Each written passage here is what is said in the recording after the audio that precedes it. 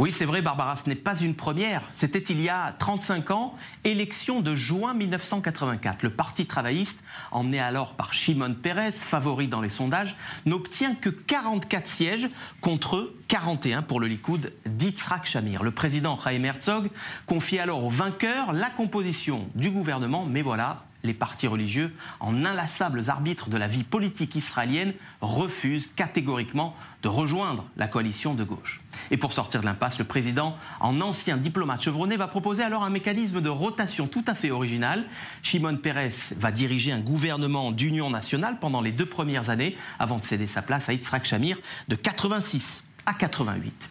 En 2015, Barbara, on aurait pu assister à une autre rotation. Tzipi Livni et Yitzhak Herzog, le fils de Chaim, unissent leurs forces au sein de l'Union sioniste. Mais juste avant le scrutin, la centriste va renoncer à la rotation, sans regret, me direz-vous, puisque la liste commune ne décroche que 24 sièges, pas assez pour former un gouvernement et menacer Binyamin Netanyahou.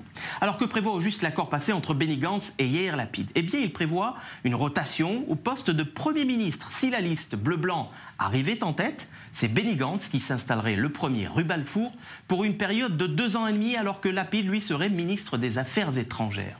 Le 2 janvier 2022, précisément, Benny Gantz devrait démissionner pour céder sa place à son colistier, sauf que rien dans la loi prévoit que le relais puisse être passé de manière automatique.